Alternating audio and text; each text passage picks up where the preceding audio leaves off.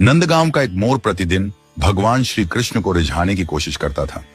वह रोज अपने मधुर स्वर में कृष्ण कृष्ण पुकारता था। हर सुबह से लेकर शाम तक वह पेड़ की शाखाओं पर बैठकर श्री कृष्ण का नाम गाता, लेकिन उसकी पुकार पर भगवान श्री कृष्ण ने कोई ध्यान नहीं दिया। मोर के दिल में निराशा छा गई। उसे यह समझ में नहीं आ रहा था कि उसकी इतनी भक्ति और प्रेम के बावजूद श्री कृष्ण उसकी ओर ध्यान क्यों नहीं दे रहे। एक दिन एक मैना मोर के पास आई। उसने मोर को दुखी और रोते हुए देखा। मैना ने उससे पूछा, तुम क्यों रो रहे हो भाई मोर? तुम्हारी आंखों में आंसू क्यों हैं?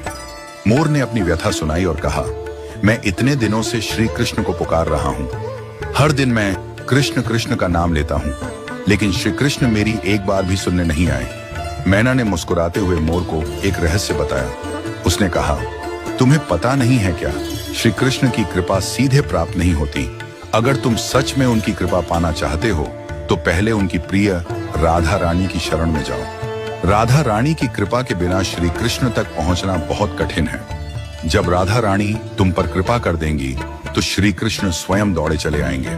मोर ने मैना की सलाह को ध्यान से सुना और तुरंत निर्णय लिया कि अब वह राधा रानी के चरणों में जाएगा। वह बरसाने की ओर चल पड़ा।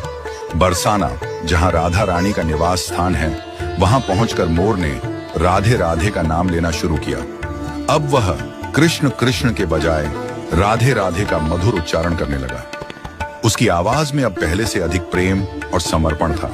राधा रानी ने मोर की पुकार सुनी और उसकी भक्ति से प्रसन्न हो गईं। उन्होंने मोर को दर्शन दिया और कहा, वत्स, तुमने जो प्रेम और श्रद्धा से हमारा नाम लिया है, उससे मैं अत्यंत प्रसन्न हूँ। अब जाओ और नंदगांव लौट जाओ। देखना, श्री कृष्ण स्वयं तुम्हारे पास दौड़े आएंगे। मोर को राधा रानी की कृपा का आशीर्वाद मिल गया था। उसका हृदय आनंद और भक्ति से भर गया। वह खुशी खुशी नंदगांव लौट आया और वहां जाकर पुनः गाना शुरू किया। लेकिन इस बार वह राधे राधे का जाप कर रहा था। उसकी आवाज और भी मधुर और भावपूर्ण हो गई थी।